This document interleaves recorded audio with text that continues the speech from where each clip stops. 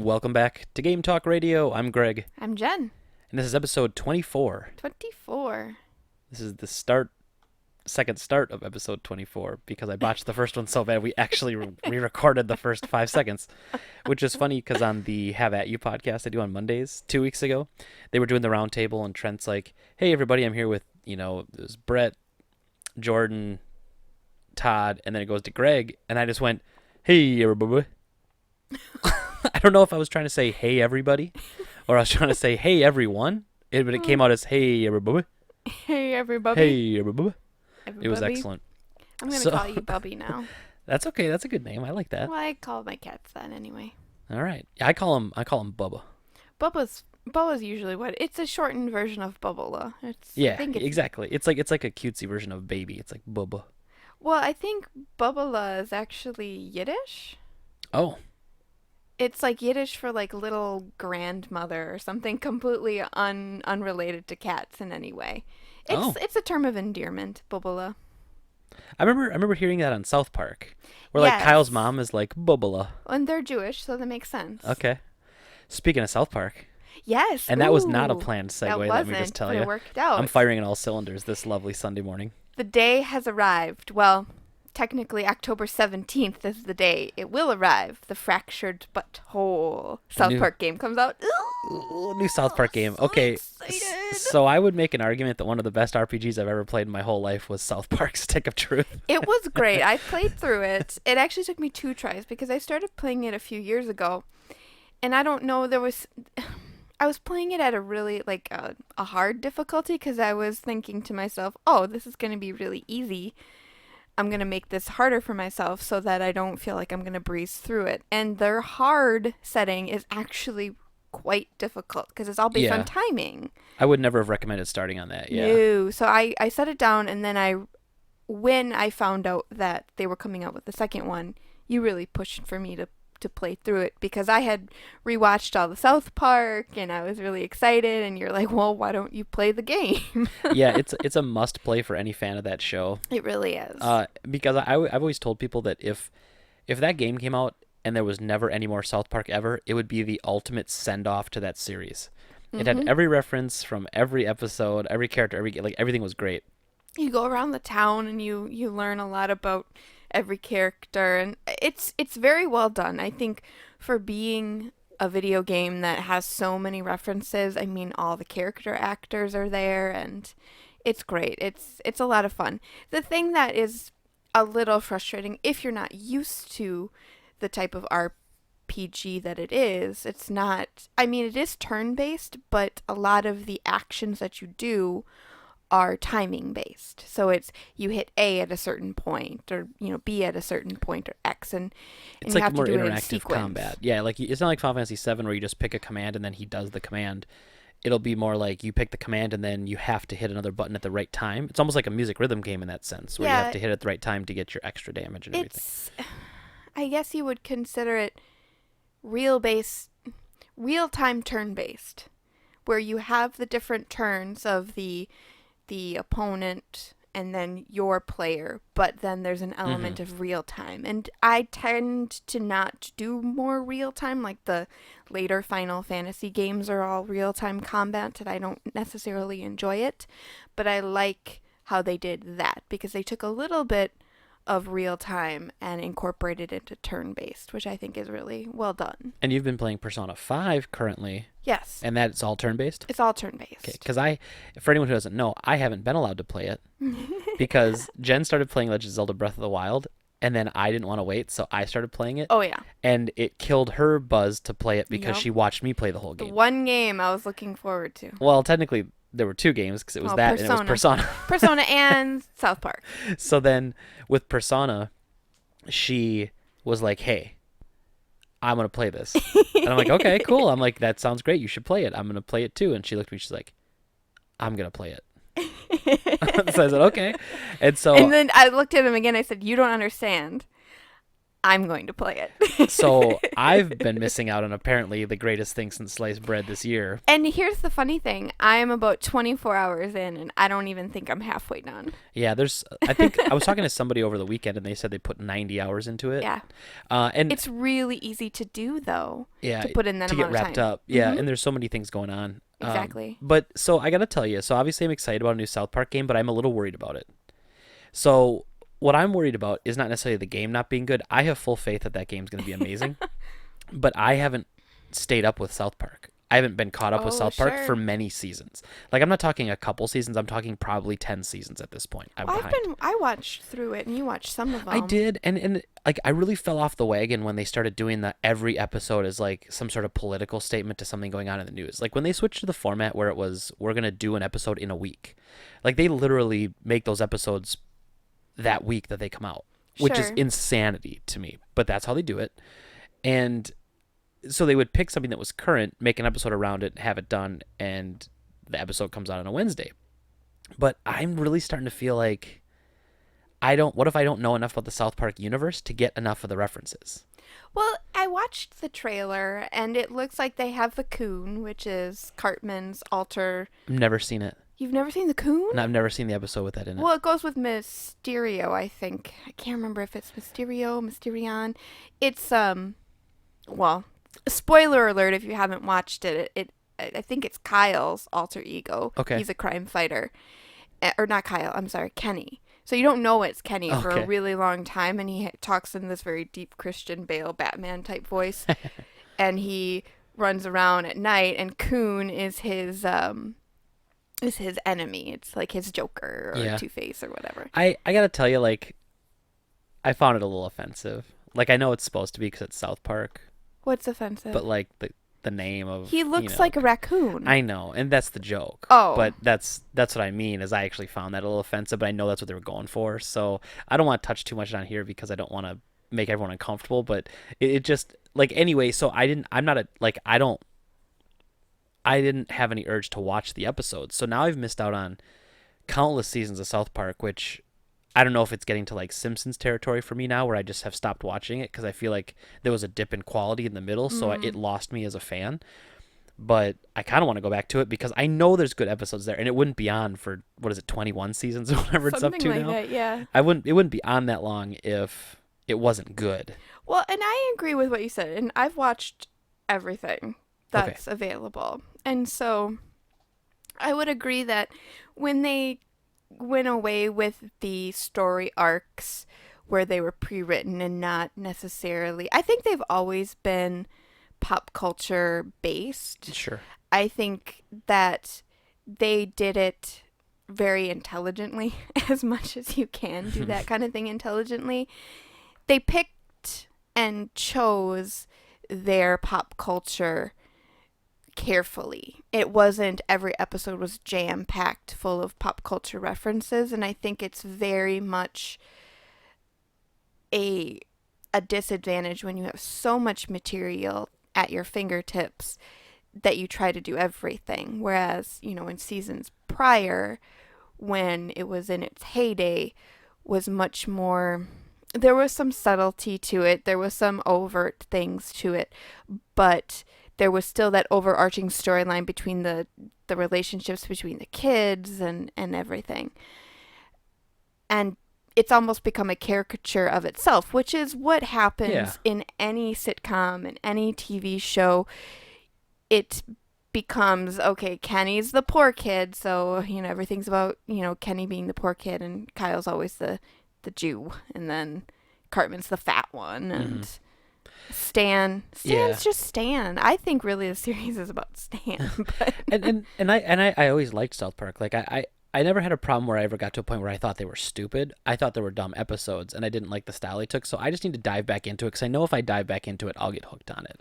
Sure. I know I will. Like I know it's good. I have to say, though, I do like the most recent season when they parody Mr. Garrison running for office, and it was Turd Sandwich versus Giant douche. Giant Douche. which like their first. I think that was the like the Puff Daddy episode where it was like vote or die. And he had that song, and I don't Puff know. Daddy was coming. If you didn't vote, like he'd kill you or something. Oh, like, yes. right? Was it Puff Daddy or was it Kanye? It was Puff Daddy. Was it Puff Daddy? Yeah, that's how old that episode is. Oh, because my. one, I've seen it, and two, it was P Diddle or whatever. But they his name brought is that now. back with the most recent season Right. with Mr. Garrison being giant douche. Right, they brought it back, and then, but I'm sure they didn't bring Puff Daddy back. I don't think though. so. Which is fine because I don't think he's very relevant anymore. So No, that's why I thought it was Kanye. I'll have to rewatch it. But I love the member berries. Like that becomes a story, like not a story, but that becomes a little snippet that happens periodically through the seasons of the reason why some of these things are becoming relevant is people are eating these member berries right, and that- being nostalgic. yeah, and that's why everybody remembers things. Member? Yeah. Member Remember Chewbacca? Chewbacca? That's so, and I did watch that. You made me I watch made that you watch one. that one. Because I remember I was even fighting. I was like, I don't want to watch New South Park, and then you were like, just No, you watch have the to Member because Berries. I want to keep using this as a reference. And it is funny because that is such a big thing right now. Like It people, is. and us, especially in what I do for a living, like people are trying to remember the good old days, so they buy video games and they buy old nostalgic stuff. And yeah, so that's a very, very real thing. So that's my only worry about the game. It's not actually the game's fault. Although I will say this release date of October 17th, I will 100% absolutely believe it when it's in my hands. I do not trust Obsidian to hit release dates, the company that's making it, and Well, they always actually- release buggy issues. The game was supposed to be out when? Like, technically it was last year. Then they said, like, what, February or March? It And then, kept getting pushed, but yeah. actually this article in Kotaku said that it's developed by Ubisoft's internal San Francisco studio rather than Obsidian. So Obsidian isn't Oh. even doing it. that's weird. I didn't realize that that got passed off. But I that would didn't make know that sense. either. That would make sense because Obsidian's got, like, a million other things going on. Well, I would rather have Obsidian do it because I thought they did a fantastic job. But I guess I'd rather them pass it off to a studio that's not okay with all the bugs. Because however the internals work at Obsidian, they seem to be totally okay with, like, defective issues and bugs. Like, whoever's in charge of their quality control is not as strict as other companies' quality I control. guess I didn't really. Are you speaking in reference to the South Park game or any game by Obsidian? Many of Obsidian's games, but South Park was a great example. Like, remember how sometimes you walk and the game just freezes for like 3 seconds? Like, it just like gets stuck.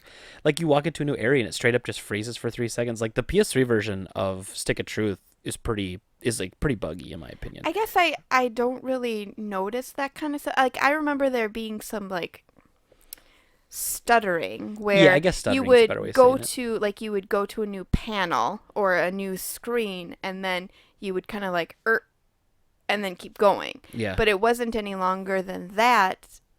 To me, I guess I'm used to that. Like I don't consider that to be an issue because it's almost reminiscent of some of those earlier Nintendo games Yeah. where you would have that sort of not fractured but just a little, your Not Mario would fractured. jump. Butthole.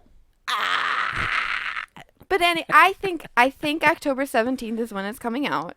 I'm going to buy it, but I will not be able to play it for at least 11 days.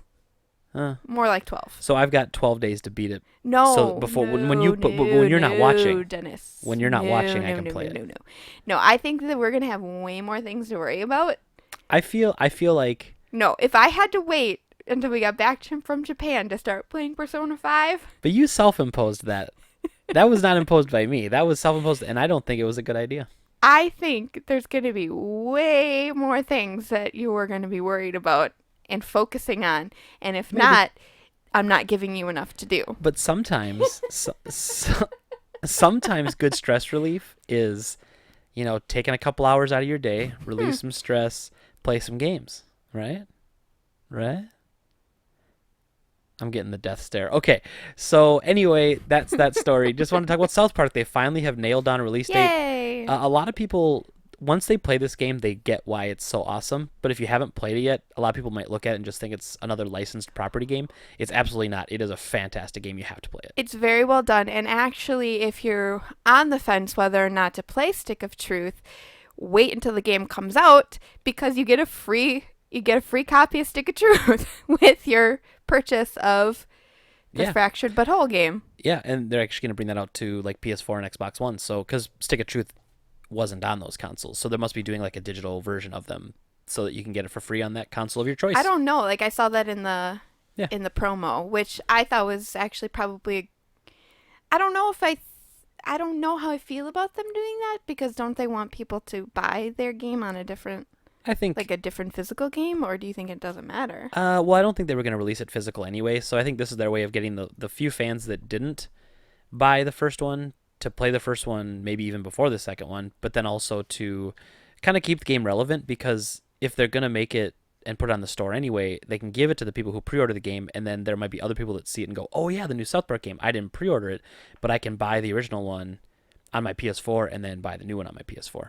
So yeah, I guess think it's I didn't cool. think about that because Stick of Truth is on PS3, isn't it? Exactly. Yep. Oh, Yep. that Exactly. makes sense. So a couple summers ago, it was our first summer dating, Okay. and I went through one of the best Oh, trilogy of games, like games back to back to back in a long time I've ever played. So I played Batman Arkham Knight, that was so fun to watch. which was awesome to play, and then I played Witcher 3, Oh, and then which took me a very long time, and then I rolled into Metal Gear Solid 5, which story being disappointing aside, the game was still really fun to play. it was a fun game. The combat was cool. Yeah. It was fun to like do like the actual gameplay was fun, which is a complete departure for me from Metal Gear because I normally play those games for the story. And I was only really playing it for the gameplay because the story was just not good. But seriously though, Witcher had everything. But Witcher had everything. So I'm a big Witcher fan. And they just announced this week that Netflix is producing a Witcher TV series, Yes. which is awesome. So there's not a lot of details about it yet. I'm pretty excited because I think it'd be great. The only hiccup that a lot of people are seeing initially, or the one thing that people are, because everyone has to find something to crap on. Of course. So the one thing that people have latched to crap on is latched onto to crap onto is that it's not based off the games. It's gonna be based off the books, which seems silly because the game's based off the books, right? Right. So the way it works though is the writer of the Witcher books sold all the video game rights away to CD Projekt Red a long time ago. So he doesn't make any more money at that. Like we did a story about that where he demanded his Yeah. payment up front and he And didn't think he- the game would be good. Fully admitted that he made a mistake. He's very salty about that mistake because he'd be a couple million richer probably. I don't think he's salty about it. I think he realizes how dumb he was, and he wishes he could do something different. But he's like, "Well, I signed the contract, so." Right. And I'm glad CD Projekt Red was able to get that money together to give him his bulk payment so that, so he could get boned later. And so the Netflix series though is he's given the rights to the Netflix series to Oh, make a TV show thank off of his God. books. So obviously, he had to sign off the rights, but I don't know how involved he's going to be, if at all. I would assume probably not. I don't know. They might do kind of like Game of Thrones kind of thing. Sure. Where they incorporate. Well, they brought him on later though, didn't they?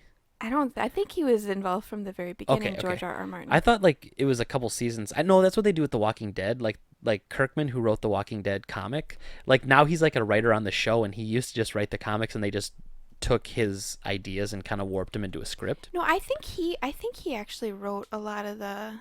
George look R. it R. up. Martin. Okay, cool. I'll Well, look it up. so a lot of people are nervous about that though because the Witcher games created a really cool storyline and some things that weren't necessarily in the books. Mm-hmm. So people are going to watch this TV show and be like, well, who's that? Or this character's different from the game, or this character's different from the game.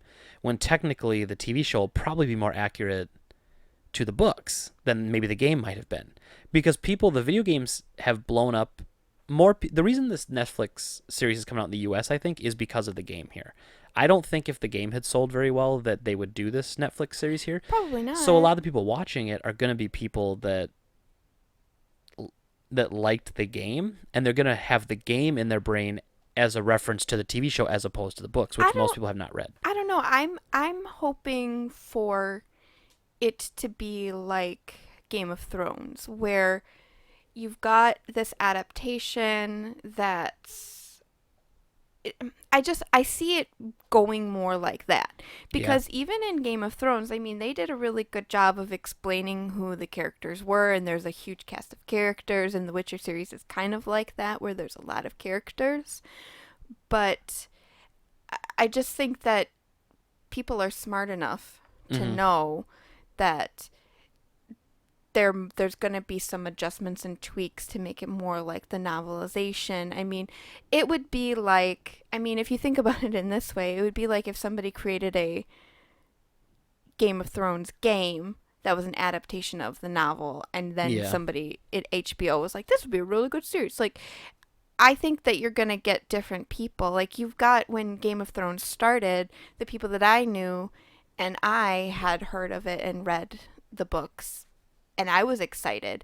So I told people about it. But even people who had never even read the books heard about it and read it and now Right. are obsessed with it. So And- I think yeah. there's potential there. And it is bringing it to a medium that a lot of people that may not play video games, a lot of people watch Netflix don't play video games. Right. So they may have heard about it and they'll watch it for the first time and be happy with it. Me as a fan, I might be disappointed if it doesn't match as much like the look of Geralt. Like if they make him look very different from how I'm used to seeing him in the game. Even though I think technically the game was probably pretty close, you'd like to think, that they took their inspiration from the books too. So Right. Well, I mean, considering that they can do a lot of things with makeup, but he doesn't really have, other than the scar, he doesn't have too many distinguishing just like features. the gray hair, because he's known as like the White Wolf, Right. Well, so I mean, remember I showed you that there was a cosplayer that cosplayed as Geralt, and the joke was that there was 2 panels, and he was holding a cup from Starbucks, and it said Gerald right. on his cup, and then there's panel like him holding it and then looking at it with disdain because they didn't get his name right. He looked exactly like the video game character. Yeah. I think he's got a very, I don't want to say it, like, he's got kind of a indistinguishable face. Like, his facial features aren't too pronounced. He looks like a lot of actors with just a little bit of makeup could do that. Yeah, I've seen cosplay though, like the latest X-Men movie. Like there was cosplay at a convention of Apocalypse that made him look just like the '90s cartoon and just like the comic books. Yeah. And then they do a movie, and the movie he looks like a weenus. I mean, he just looks awful. But that's direction from somebody else. Right, With which is true. cosplay, like somebody who does cosplay and does it seriously, like some people that we know, look at every minuscule detail to replicate But it. that's my worry, is that a TV show writer or movie writer won't care about that character looking exactly how he looked in something else. And who knows, maybe CD Projekt Red will have like rights to the likeness of that character. Like I'm a little nervous with that. Not saying it's going to be a problem. That's just what makes me a little nervous when I hear stuff like this. Well, I mean, the thing is that there are some concessions you have to make. Like when I watched Game of Thrones, I was really mad because Daenerys is supposed to have violet eyes, and she doesn't. Right, and which is such a detail that why couldn't they do that? I don't right? know. Like it's not like it was, Daenerys is a 10-foot tall, bald-headed woman, and they're like, well, that's not appealing to the people watching the show because, Well, right, but I mean, But it this seems is- like a yeah. minor detail, and I got over it. And I was like, well, she's supposed to have Exactly. rabble. Well, I and I watch- got over it. And I watch a lot of comic book movies, and so I'm very used to giving up concessions. Well, you because said a except lot- for like The Watchmen. The Watchmen was pretty Watchmen, accurate. yeah, but even that, the endings completely changed. Whoa. They had to, like, obviously no spoiler, but like they had to for TV. I mean, they didn't have to, but they did, and it makes sense. I'm gonna But- have to rewatch that with you to explain what's going Yeah. on. Did you ever because read it? No, Did you but finish I've reading it? You tried gotta to read it watch the first. movie 3 times, and I've either fallen asleep or gotten so bored that I did something else. Yeah, no, I love that movie, but it's not really an action movie. Like It they have one isn't. action sequence, a couple action sequences with Rorschach, but that's about it. But I just need somebody there who has knowledge of what's going on to explain it. Because when I was watching it, I was either watching it with people who also didn't know what was going on but liked it anyway, or people that knew it that were like, shh. Well, I remember watching the trailer, going, "Oh, that's kind of cool," and then I read The Watchmen, and then I watched the trailer again, and I was like watching a different trailer. So you really do have to read it, and it's not that long of a read. You'll get through it. It's not that long. Okay. I mean, I would be willing to do that because I really liked, because it was a period piece, wasn't it? Hmm Yeah, it's And like I liked early that. 80s period piece, I think, liked early it. mid 80s. No, Really? it's very I thought good. It was, I'm thinking of something at the very beginning, though, that makes me think it was older than Yes, that. yeah, and that's actually what's interesting about Watchmen is that That like blue guy. yeah, Dr. Manhattan. So Doesn't he like give people cancer?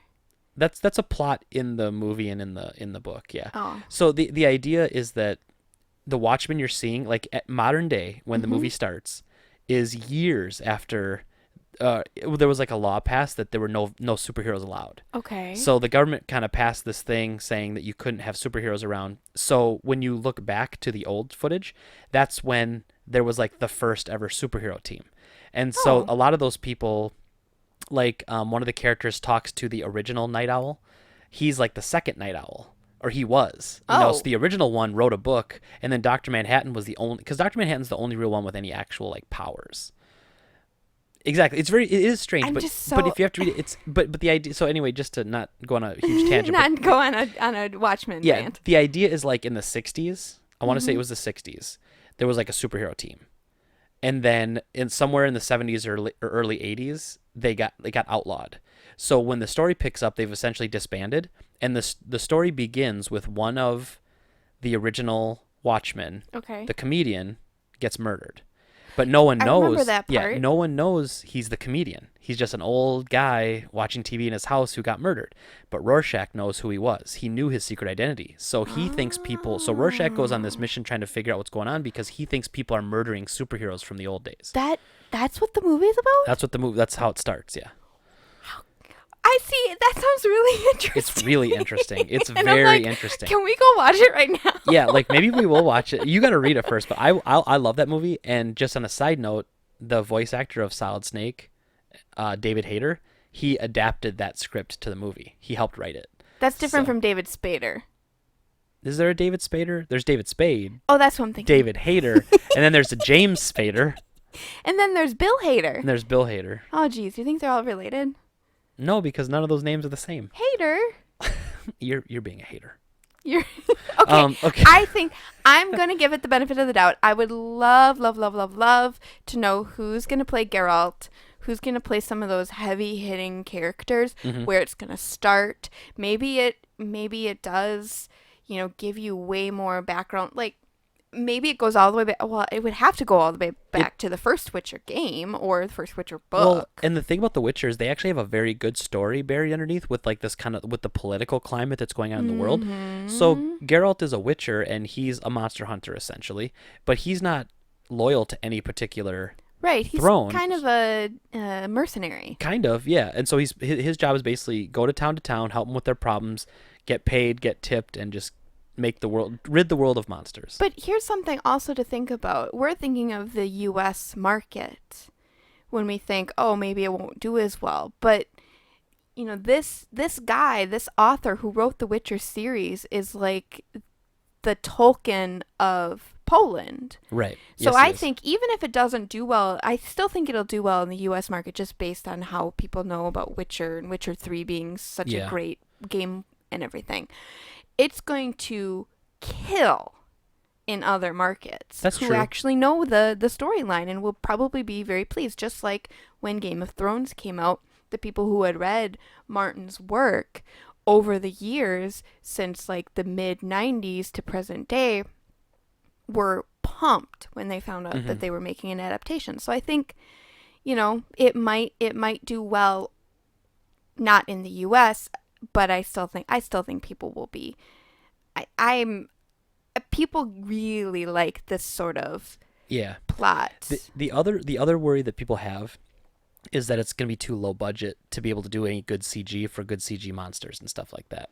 Which Well- again, in the books, I guess there's a lot less monsters than there Mhm. are in the game. Like the game really ramped that up. I Sure, apparently to make it, Yeah, a game. to make it a game. Yeah. But that is a complaint, and I guess I'm kind of on board with that complaint. But I think like you said, Game of Thrones' first season didn't have much CG, if any at all. It was all practical type effects, and And there's everything a- was really good. There's an element of magic in the game, or I'm not in the game, in the books themselves, but it's not overt. It's not like you're playing a Yeah. video game kind of thing. It's this thread kind of weaved into or woven into the storyline, and we're just getting to like that part. But even the stuff that we're gonna see in Game of Thrones in the next 2 seasons when they finally end the series, that stuff is still unknown even to the mass market because he hasn't written those books yet. Right. Much to everyone's chagrin. And if you haven't watched Game of Thrones, highly recommend it. I would recommend the books. The books are very good. They're very well written. There is a ton of characters you do not see. But what I love about the Game of Thrones series is that it's the first novel series that I've read where you actually do fear for your favorite characters. Right. Which was by design, right? Right. I think Martin even said that. Like he wanted to make people really care about what happens, because in so many, the Sword of Truth series is what comes to mind, where it's like no matter what hijinks those crazy kids get into, they always make it at the end of the day. But with Game of Thrones, you don't get that sense of, well, it'll be okay, it'll be fine, right? You almost start to know that one of your favorite characters is gonna die. Well, like you almost start to just know, it's like, well, I like this guy, I bet you he bites it. But it's just like when I was reading the first book, and I mean, hopefully, well, I won't use any names, but there's a character where you're thinking, well, he's can't like die. he can't die. He's like the main guy. Like he's not gonna die. And then they bring him up to the the chopping block essentially, and you're like, Yep. he'll be fine. He'll be somebody will come and save him, right? This is the point of the show where like the last minute crew comes in and saves him. There's like, oh, here comes the guys on horseback with their axes, and they're gonna chop everybody down and save him, right? That's gonna happen, right? Yeah. So something's but And then flop, and then you realize, and the head oh rolls. crap, all bets are off in this universe, in this world, and you really do. You Yeah. feel like nobody is safe, and that's how you're supposed to feel when you're reading a book. But if somebody always comes in at the last minute and saves the day, or something's too coincidental, you have to roll your eyes and go, oh, Yeah. well, okay, I guess that would work. Yeah. So yeah, but Witcher TV show, I'm down. Yeah. I'll watch it. I'll be there for the premiere. I'll watch it. Plus, who doesn't have Netflix? Might as well just watch it. It's gonna be free if you already have Netflix. That's true. You might as well just watch it. It's so funny. I wanted to recently rewatch Doctor Who, which I watched for several years, and then kind of something happened where I didn't have access to it, to the new stuff, because I didn't have BBC America or wherever it's on. And so I haven't watched it for a good 5+ years, and I forgot how much I really liked it. I really wanted to okay, so I've never watched it. Let me just throw that out there. Okay, don't give me that look. Okay, no, it's fair for people not to have watched it. The CG's terrible. Okay, I don't care about effects because I've watched stuff like Farscape and I've watched like Battlestar Galactica. Like I don't care about CG necessarily. But I was at a Comic-Con and Adam and I were walking around, and first of all, everyone who has no money dresses up as Doctor Who for conventions, which is fine, not dogging on low-cost cosplay. But everyone dressed up with that, and then there were two kids, like, I don't know, I'm trying to do it here. They're going like, woo! Oh, and with they're their like, sonic their screwdrivers? sonic screwdrivers. They were like waggling them in each other's faces, going like, woo! And me and Adam just looked at him, and I'm like, I can't watch this show. I will tell you, I love Doctor Who. I don't like Doctor Who fans. So it's kind of like how you like listening to Insane Clown Posse. You just don't like Juggalos, You right? jerk. I don't like ICP. Thanks for making me look like A Juggalo? a juggalette. Duh. A Juggalette? Okay, cool. So anyway, I'm not going down the ICP route. But yeah, so Witcher TV show, go watch it. Hey, what was the name of your first cat? I don't remember. Yes, you do. I had 2 cats. So which one would you like to know? Well, both of them. Tell us their names. The Greg. fat one or the skinny one? The fat one. The fat one's name was Violent J. What was the skinny one? Shaggy Too Dope. Who's the juggalo? I was a child. I was a child. Nothing. I actually, on my drum set, which is in the garage, I have ICP stickers on the drums, which makes no sense because they don't use traditional instruments like that, so it makes no sense whatsoever. Not going to go into ICP, like I said. But do you remember back in the late 90s, you must have played this game, Arc Symphony. It sounds familiar. It sounds like an old PS1 RPG. A classic JRPG, in fact. But So classic. so classic, it didn't actually exist. So I really wanted to talk about this story because I just think it was very cleverly done, and unfortunately, people will try to do this again, and it just won't have the same sort of impact. But two game developers, Sophia Park and Penelope Evans, gave out jewel cases at conventions and to their friends of this very well done, very well designed, classic throwback original PlayStation video game called Arc Symphony. So it was just like an empty jewel case. It was an empty jewel case for this video game that didn't actually exist. So they brought it to the Toronto Comics Arts Festival, and people who heard the story of what they were trying to do wanted to get in on the fun. So on Twitter and so they wanted to basically help spread yes this idea. Okay. about this nostalgic game that didn't actually exist to see what would happen. Okay, so social experiment. A social experiment, Okay. exactly. So people would come get the jewel case and say, oh, I remember this, but I didn't really dig too much into it. Or some people were like, oh, I think I played this at a friend's place. And super surreal for these game developers. And if you look at the case, this article was actually on Kotaku last week. The case is brilliantly done. It's so reminiscent of the JRPG style from that time. Well, and here's what's funny about this. So the name was very well thought of if they planned it Yes. out, because there was a game on PS1 called Arc the Lad. Mm. And then there was a Tales of Symphonia for GameCube. That's true. I played. That's Yeah. one of my favorite RPGs. Excellent RPG. So, like Arc of Symphony, is that Yes. that's Arc Symphony. Arc Symphony. That's like two words. You'd go, oh, yeah. I remember hearing about a game like that, Arc something for PS1. You know what I mean? So actually, if that's what they were thinking when they did it, very very well done. So here's the trick. So they've got this Arc Symphony jewel case. They give them to a bunch of people, tell them about the social experiment. People want in on the fun, so they go on Twitter and social media sites about, wow, I picked up this classic game. Oh, I've been looking for this forever, and blah, blah, blah, so on and so forth. So your initial reaction when you see some of the people that you're familiar with that are kind of higher up in the game stratosphere posting about this game, you've never heard of it. It's almost like offensive to you. So what do? What's the first thing you do? You Google it. You Google it. Yeah, Google it. Exactly. So here's what happens. If you Google Arc Symphony, you actually end up at a NeoCities. Not GeoCities. Not GeoCities. NeoCities. And if anyone doesn't remember, GeoCities was like Angel Fire and GeoCities were what when we were kids made websites on. They were like the Yes. first ever like free hosting websites. So it was whatever.geocities.com was always your site if you want to have your own website back in the day. So then this one's at neocities.com. Right.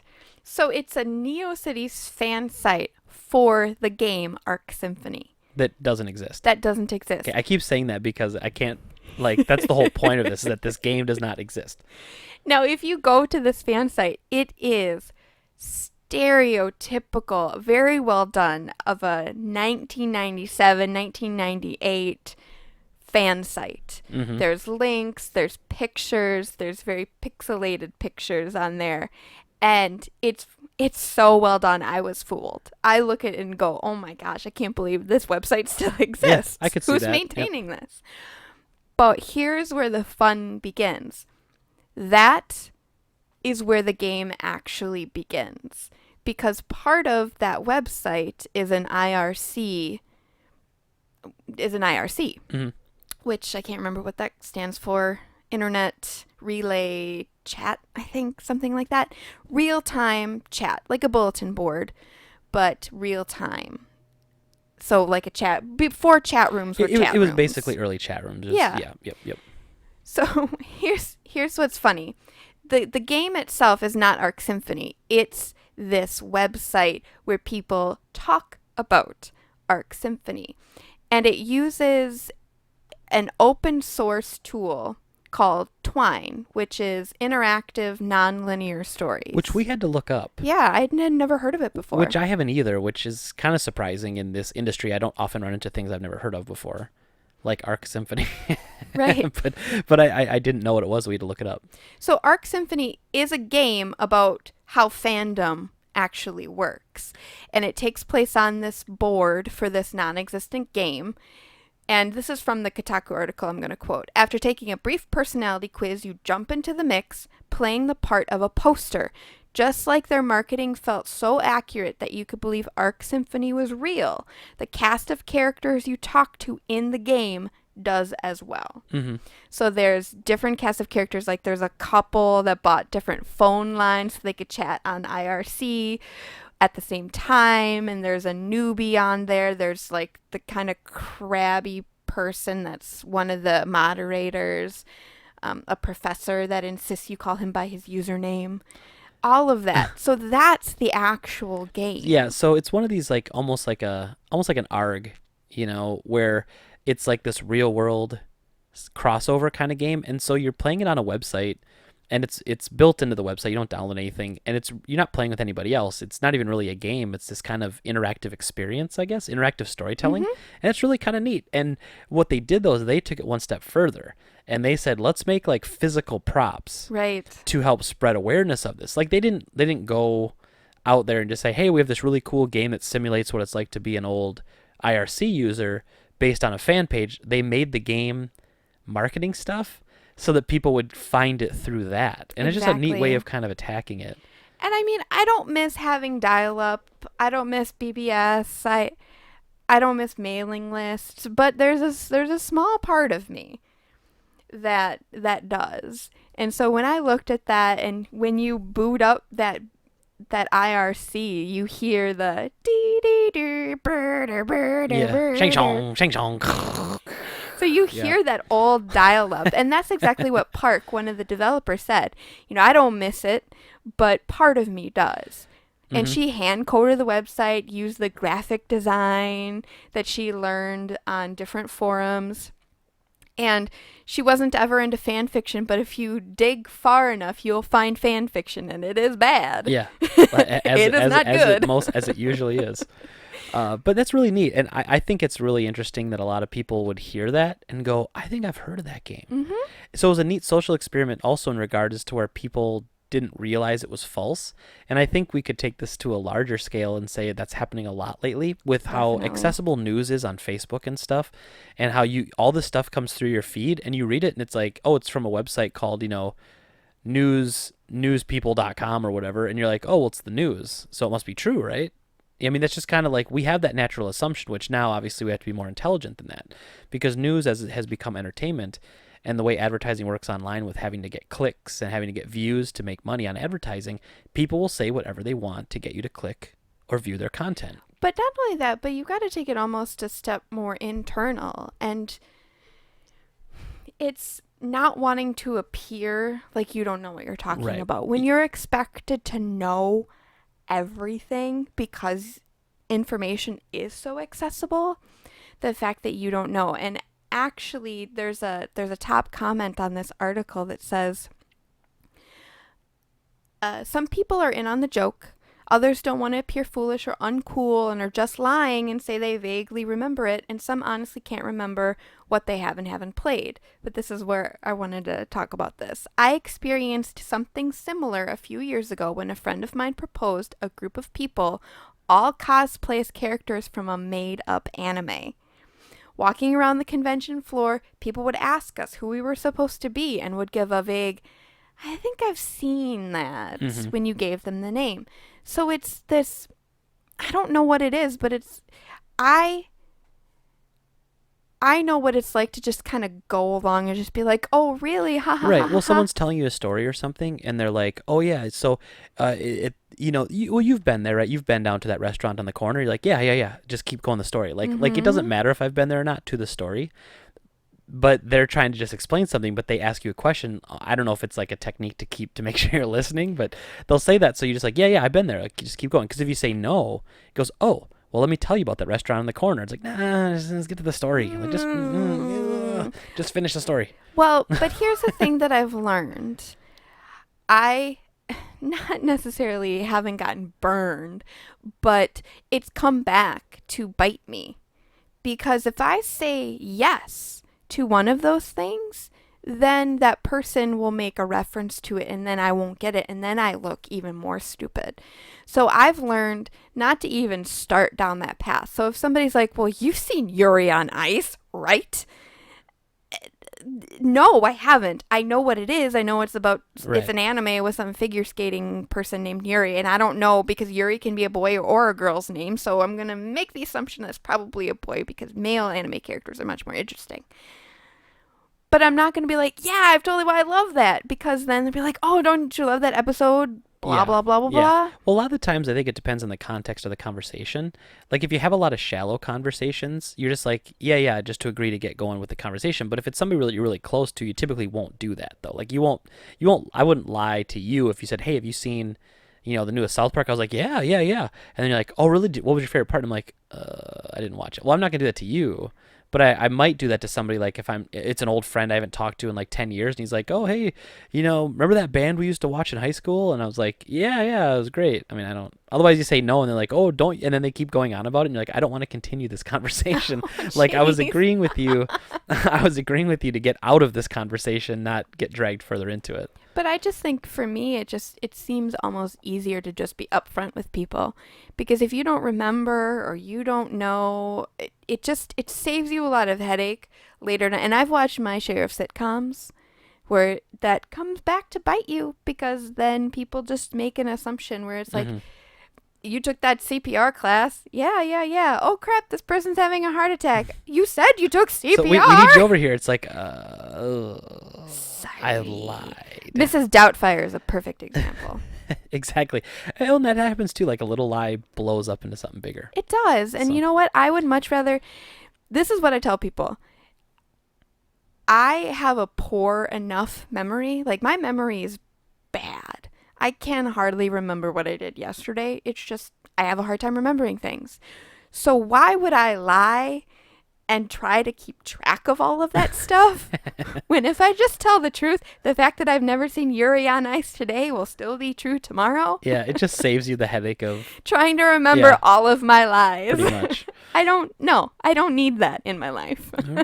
It was fun. We played the game a little bit. We went through. We were having some issues on it, like in our browser. Not all the text was popping up all the time. Weird. But it was fun. Like it was like an interactive experience, like going back to the old days of like web browsing and fandom back then. Even though I'll admit, when I was playing PS1, I didn't have I wasn't playing a lot of computer at that point. Like for me, I was never really a big part of like IRC, but or doing that, my main chat rooms were AOL chat rooms, and then which was essentially after that sort of stuff. But AOL chat rooms, and then like BattleNet, like the original Diablo, the original StarCraft. When we first got our first computer, my brother was always on bulletin boards. I was mostly in chat rooms. Yeah, I was never like I've never been a forum going guy, actually. Like I've never been like part of forums. Even when I ran that raiding guild in WoW for that many years, like we had a forum and I would go there to like post topics and stuff, but even that, like I never really, it was never It's like a lot part of extra internet for me. work. Yeah, it was never part of my internet, which I guess I'm kind of glad because it's hard to maintain. But chat rooms, of course, were like magical at the time. But but yeah, so speaking of magical, when you think of retro companies, you think of these great, these big names like Nintendo. You think of Sega. You think of Capcom. You think of all those guys. Well, this week. Earlier, there was some stories were breaking about how Sega is planning a revival of major IPs as a new business plan. What? So people were like freaking out about this, and I'm actually going to take this in a whole different angle than people think. So people, so you hear this article and you say, "Oh, that's amazing! I mean, Sega's going to bring back old, major IPs as a new business plan." So on the article, they actually have a link to the official thing. So it's a big PowerPoint. It's a PowerPoint program called The Road to 2020 by Sega Sammy Holdings, which is Sega. They merged with Sammy a couple years ago. And it's it's probably the most boring corporate. There's a lot of You know what's funny though? When we were on our flight back from Japan, there was a guy that was sitting across the aisle from me, and he was working on a very boring looking PowerPoint. I don't know, it looks kind of like this. And so it's got like all these charts. It's just page after page of like, we're gonna have a structure reform and profit is on a recovery trend. Like everything boring you could imagine a PowerPoint to be, even though it's about video games and video game companies, it's still boring as all hell. This and actually looks really similar to what that guy was working on. Maybe, well, that'd be awesome if it was that guy. Probably I should have wasn't. talked to him. So it's like, oh hey, what's the, it's like, what is the vision? What's our mission? Our mission is continue to create moving experiences. Like it's just really crappy. So anyway, you go deep in this stupid thing. And you get further down, and like there was one line that just says something like, let's see if I can even find it here again, but it just says something like, major issue, creating titles that will become global hits. This is part of their business strategies. What page is that? 22. Okay. And of this PDF of this stupid PowerPoint. No, but here, I'm just going to say that I'm really surprised that they posted this where people could get it. Yeah, I guess. It seems like proprietary information. It's their game plan. It's super generic, though. Like, this is basically what everybody has. I mean, it's pretty awful. Like, this is something I would make. Like, if they called me and said, hey, can you come up with a business plan for Sega? Like, this is literally what I would make. There's, like, I mean, because I don't have any insider information, I mean.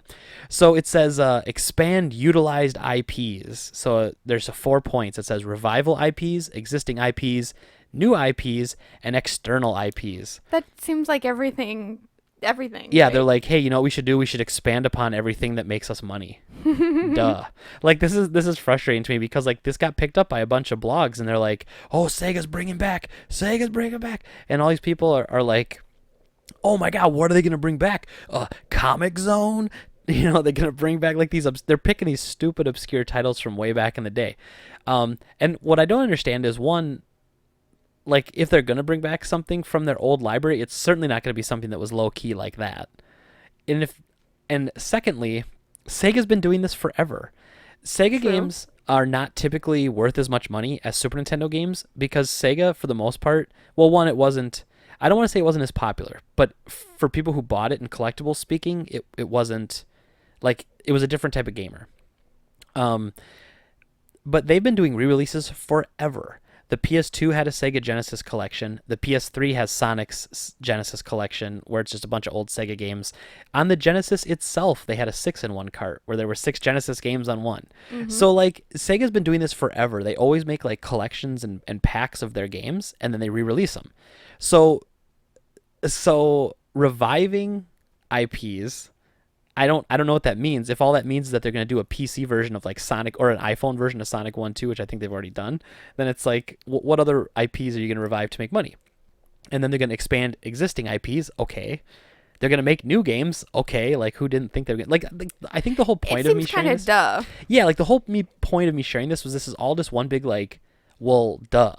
I don't understand. Like, there's nothing new here, and people are picking it up, and like it's turning into this big thing where they're like, what can we grab from this? And I'm just reading it like it's nothing new at all.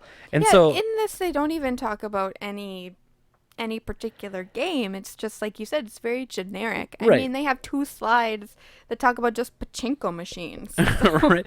Which is painful to read, but it's true. And so like I'm reading one of the ones, and I'm just picking out one, but they all did this, but I'm picking out one. So I'm picking on Destructoid's articles. So Chris Carter, and he's like a main contributor there, whatever.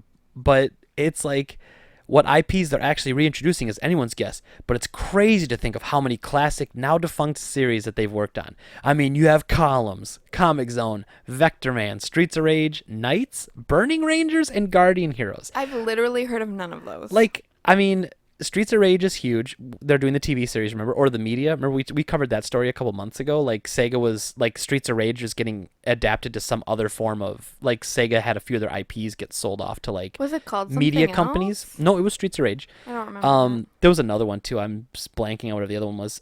Vector Man, they had 2 games in the Genesis, and then the series died. Comic Zone had 1 game, which is really fun. I have it in my collection over here. What? But it's not anything, it's just a game. Knights was on Saturn. Burning Rangers is like super obscure, and Guardian Heroes is also obscure. It just got re-released on like PSN and Xbox Live last generation. So I guess, again, not saying that this isn't going to happen. I'm just saying, and like the cover of the article is like every cool Genesis game. Like it just like I'm looking at the header for the article and it's just a bunch of Genesis games. And first of all, Sega has a whole bunch of library, and you could, I mean, you could argue they're gonna bring Super Monkey Ball back. You could argue they're gonna bring, I don't know. There's a million things. Well, It's just what I think is kinda that, he stupid. wrote this hoping somebody at Sega would read it. Maybe. I just it Like, goes. oh, this Mr. Carter thinks that we should have these games. This is like the definition of reading too much into something. Oh, most definitely. I mean, looking at this PowerPoint presentation, I mean, it's like you said, it's every PowerPoint presentation for an industry. And like I said, this looks eerily similar to what that guy across the aisle was working on. But I could be just misremembering and just being like, oh yeah, that's totally the same. Yeah. Um, Now, one thing I will say that stood out that I actually was cool, and not a single one of the articles touched on, which is irritating to me because this is the real news out of this. So one of the points that says major points. The digital game field. We want to create titles that will become global hits. We've heard that 100 times in this PowerPoint already.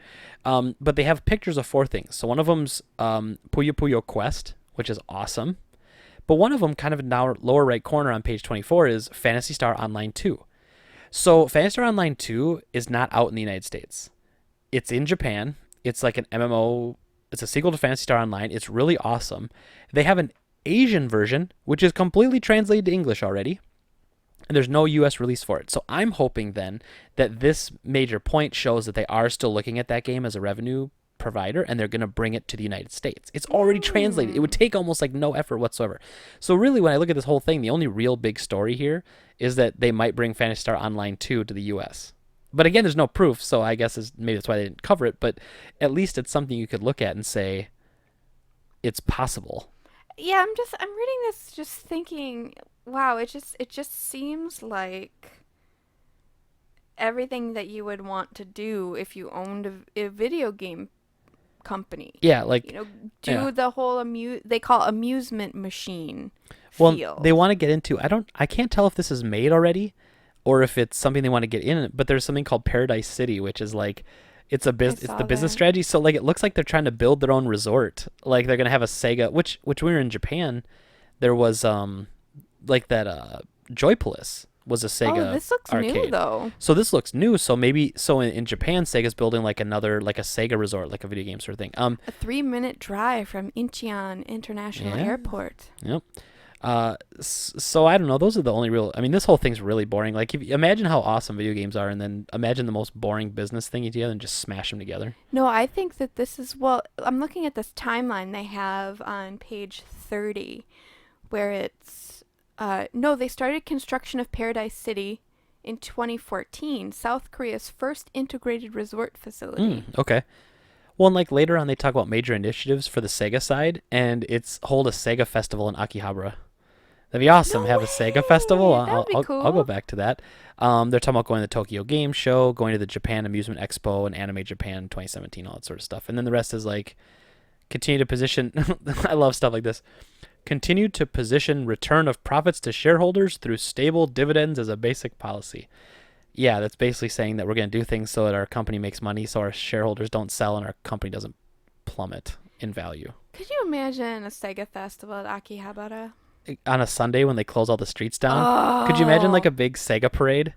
Sonic ice cream as far as the eye can Oh my see. goodness, that whole thing just sounds great. Oh, But yeah, so I don't know. I mean, the story there, I guess, is that Sega's looking to their past for future profits, but it the doesn't story. seem to be like the major point. It just seems like, again, like any company that had this sort of breadth of in their catalog would do. It's like nostalgia is really big. Anybody who's in any company can tell you that. You could swap out Sega for Nintendo in every line of that PowerPoint, and it'd be the exact same PowerPoint, and Right. it'd be like the exact same thing. Like we're gonna make new games, we're gonna expand upon our current games, and we're gonna bring back old games. Well, duh, that's what you do to make money. I mean, and that's what they've been doing. It's not anything new. So I don't know. Anyway, let's move on because it's who cares? It's stupid. But that was more the story I want to talk about. Was this isn't even a story. Like No. it got picked up by a bunch of blogs, and every time I read it, I was like, oh, this could, and the headline got me too, and I was like, oh, cool, what are they bringing back? And then it leads back to a PowerPoint presentation that just says they're bringing back old IPs. That's a non-story. So that was just my rant of the day. That's just whatever. Well, once again, I mean, it's like there's I want to make an Office reference where they do the Dunder Mifflin run for the cure for rabies and so on. It's like the start of I forget, season 4 Okay. maybe, season 4. But it's they have this run, and Jim asks Pam, what's your strategy? She's like, well, I'm going to start fast. In the middle, I'm going to go fast. And at the end, I'm going to end fast. And he's like, why doesn't everybody do that? And she says, I don't know. It's a pretty good strategy. It's very, like, it's a very typical strategy, what I would have expected. But, again, we may be seeing the whole PowerPoint and we may not be. There could be more to this that we're just not seeing because they're going to do breakout sessions and talk about each of these in greater detail. This was more here's the thing everybody's going to hear, and now let's actually get to work. But they're not going to share that kind of stuff because that is more strategy, whereas this is more, okay, we already knew that they were building a resort. Well, most people would. And like, especially when it comes to the video game world, like it's all about reveals. So of course they're not going to tell us which IPs are going to, because they want to do reveals, they want to do events. So yeah, it was just a generic PowerPoint. It is what it is. Did you know Netflix is doing their own anime? What is it? It's called Blame! Exclamation I point. think I did hear about that, and I was reading some article about how it was like teased in another anime or something. Yeah, that came out yesterday. It's a full-length anime film. It's actually on Netflix right now, but if you're a fan of Netflix's series Knights of Sidonia, you probably already know about it. I have not seen either. Neither have I, but I just saw that article on the side, and I was like, ooh, that's relevant. Cool. And so finally, our main story of the week Main story. is really important to some people. Well, not so much to you or to me, but we couldn't overlook it because it's a big deal. No, but Destiny 2. It's about Destiny 2. Yeah, so a couple weeks ago they announced that Destiny 2 was coming, but this week they had the actual gameplay reveal. They showed gameplay footage. They talked a lot of details, so we actually know a lot about it. Now, my introduction to Destiny, I would say not a positive one. No. My friend Adam and I started playing it. We looked at it as a co-op shooter. We got in, we started playing together. It was fine. We did a bunch of missions together. I think we played a total of like 12 hours. And it was cool. I was like, this is fun. And then one of the missions near the end, you fight like this really long-legged, tall robotic thing, and we killed that. I was like, that was cool. And then we get to essentially what's the last mission of the game. And the last mission of the game was to fight 3 of those guys. Ooh. I was like, oh, what kind of end boss is this? Now, later, or to be fair, there were like the raids or whatever you could do. So there were like instances you could go into and fight bosses and all sorts of stuff. Original Destiny was about as bland of a game as you could get. I'm sorry, it was. And I don't think anybody who's played Destiny, even people who love Destiny to death, are going to argue with me that the original Destiny was just a bland, boring piece of crap. Well, I mean, considering this article, which is called Destiny 2 What We Know, it was written by Samit Sarkar. Yeah, I'm not a big fan of Polygon typically, but I like what they did here because they compiled all the info for us so we could be lazy and not have to go out and get it all. Because they did an hour-long live stream, Bungie, this past Thursday, 7 weeks after officially announcing it with the CG trailer. So they provided all this information, and what Polygon did was they watched it and then did a recap of what they learned during that live stream and probably from other sources. But just reading that makes me think, wow, was the first one even that good? Well, so the first one, that's my opinion on the first one, and that's all I played of it. And a lot of people go, oh, dude, that first expansion though, man, it changed everything. They added story. Yeah. They did all this stuff. They made the game better. And I go, oh, that's really cool. Do I get it for free? Because I already plunked $60 down on this turd. So do I get this? Oh, it's $40? Yeah, that to me seemed a little shady. Oh, $40 for an expansion pack so that you can finally give me the game that I was originally promised in the beginning. That's a tough one. Am I going to buy that DLC? No. It does seem like Forget a that. lot of money if you've already, like you said, spent $60 for the game. Yep. But I think what they did is they learned from their mistakes, and they learned why they needed to have the DLC for the first one. Well, and that's why I wanted to cover this first, because a lot of the points of what we know is fixing a lot of these problems I have with Right. it. So that's why I want to get this all out of the way, because I want people to know, like, I'm not just dumping on Destiny as a series, I'm dumping on the first game as it shipped.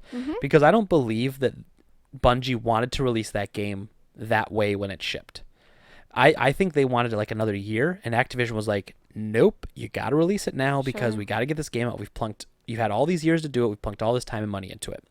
But plus, there was also this really weird thing where it was like the composer for Bungie, who worked on all the Halo games, he was fired in this really weird way from Bungie around the release of Destiny. Like in the back of a Volkswagen? Yes, very nice, nice reference. But no, it was really strange, and like he ended up getting like compensation for a stock option or something really weird.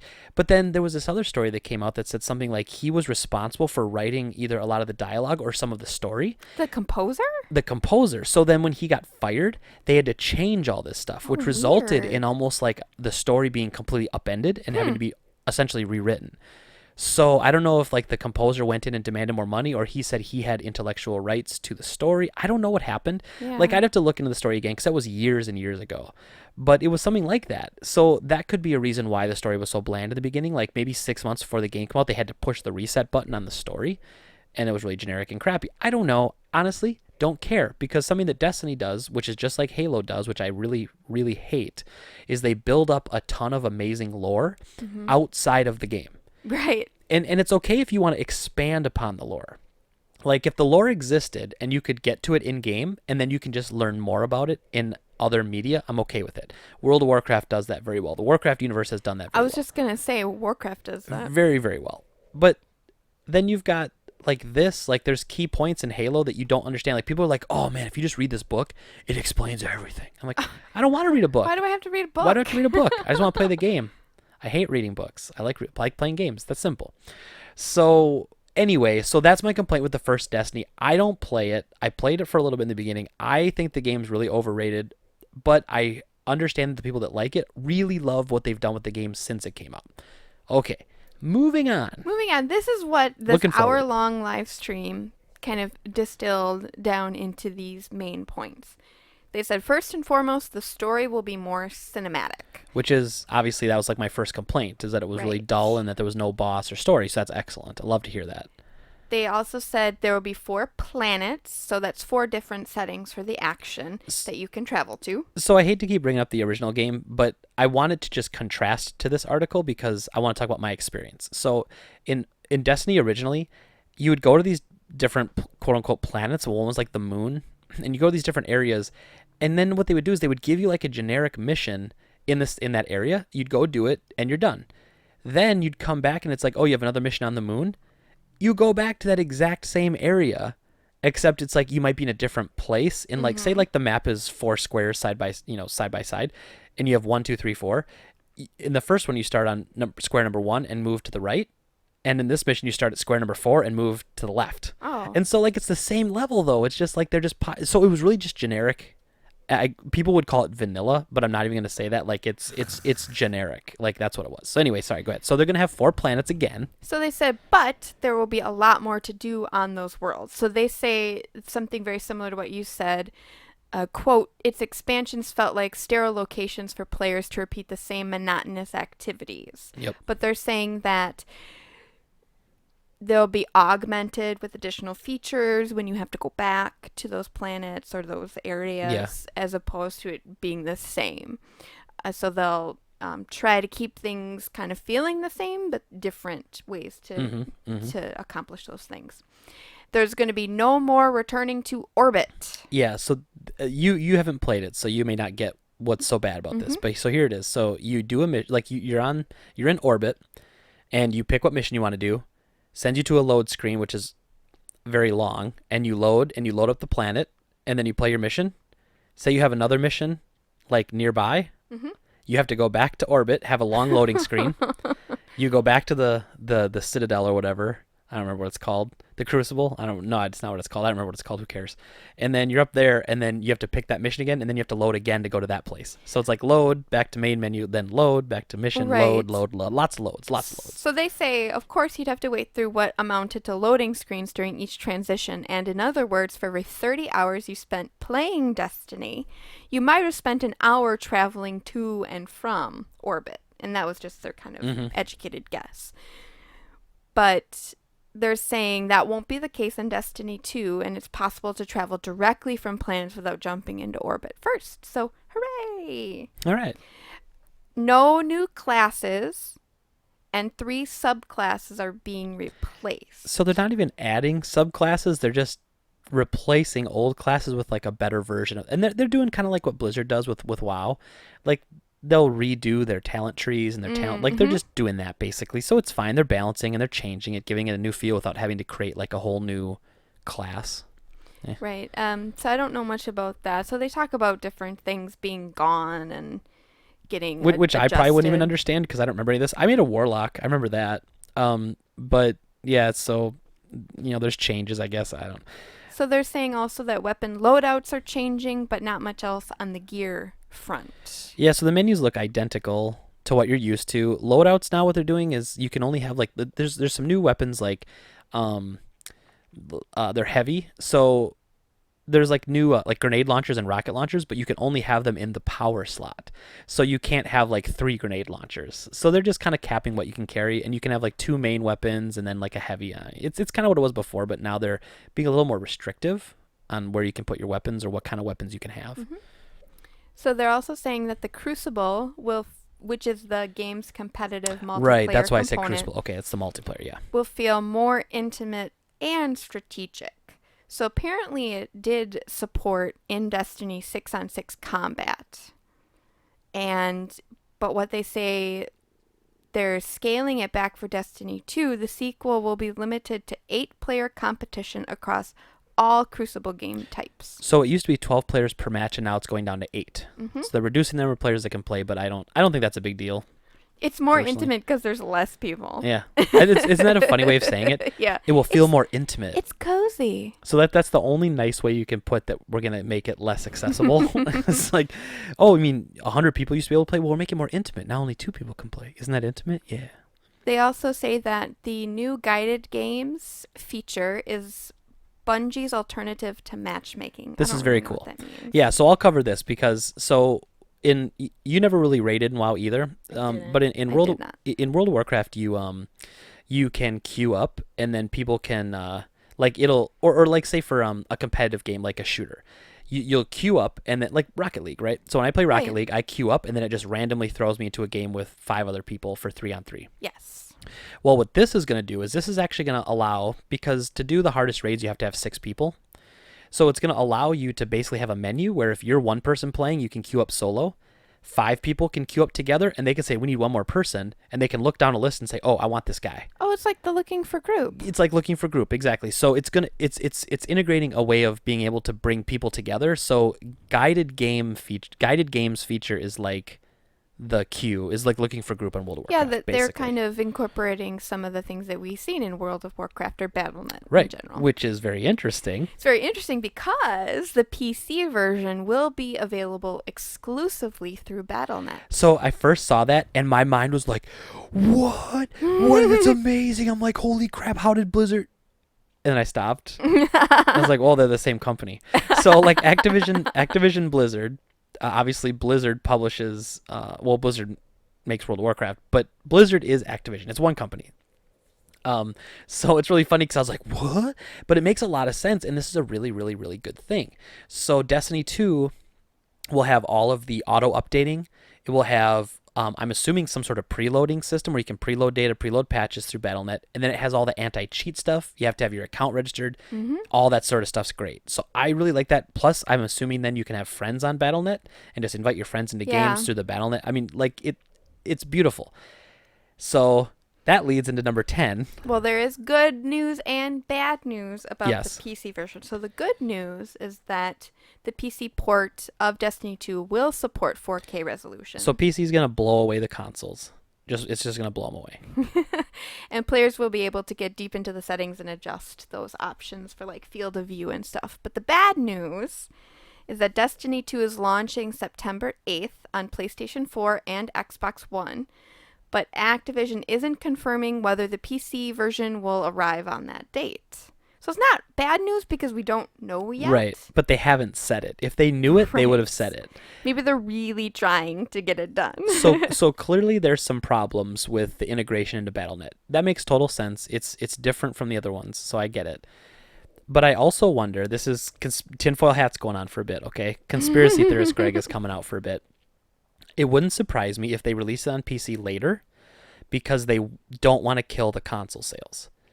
Because this happens a lot where they want to promote the console version of the game, they want to get that player base going, and then they'll sell the PC version later.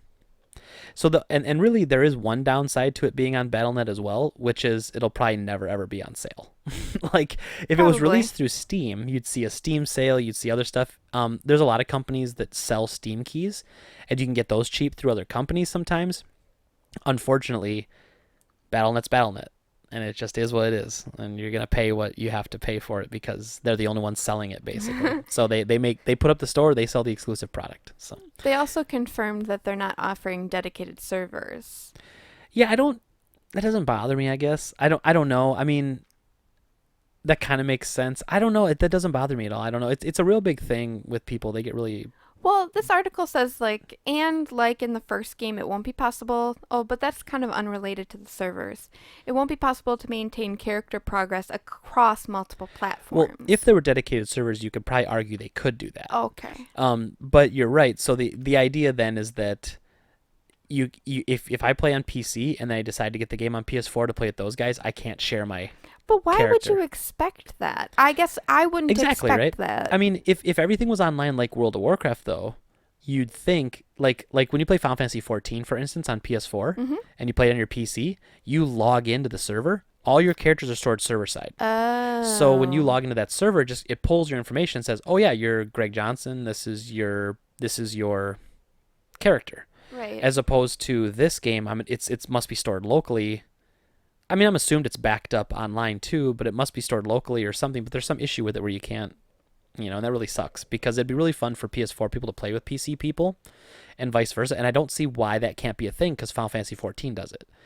Wait, so I wouldn't be able to play on my PS4 and also play with people that are playing the PC version? Is what you're saying? What it might be able to do is it might be able to do matchmaking, like when you do the Crucible, but they won't do that either because the reaction time on a controller is slower than a mouse and keyboard. They want the PC crowd and the console crowd separated because of the peripherals you use. Okay. Console players argue that it's unfair because keyboard and mouse is more accurate and faster. Really? It absolutely is, yeah. Think about this for a second. When you're using an analog stick and you move with your thumb, yeah. As where a mouse, you move with your whole hand. Okay. You have your entire hand for accuracy and for doing things, and your thumb isn't quite as, agile, I guess I would say. Yeah, that makes sense. No, it totally does. And then, as far as keyboard, the keyboard's not really the big important thing there, but you just have everything you want is right here, like your shift, control, WASD, spacebar for jumping, like it's all right there. That makes more sense too, because one of the struggles that I have when I was playing things like Uncharted, I turned on it wasn't auto lock, but it was kind of like it was like aim assist. Yeah, it was aiming assistance because I had trouble using my thumb to target somebody. But you're right. If I were able to use my whole hand, that's much more stable and much more, like you said, accurate. I guess I never even had thought about it before, but it does make a lot of sense why it would be more accurate to use a computer mouse as opposed to just your thumb on an analog stick. It totally is. And I started playing shooters on PC, and I've played them on console before. Like certain ones, like Call of Duty 4 on Xbox, I got pretty good with, but nothing beats a PC for me for a first-person shooter. So I'm just gonna have to, like, if I buy that game, I'm gonna buy it on PC. Sure. And I actually thought about it after reading this info. I got a little excited. Then I read that it's not necessarily coming out at launch. Forget it. And I'm not gonna join a game. Even if I only play with people that are also getting a late start, I don't want to play a game where I'm late to the party. I think that's really crappy.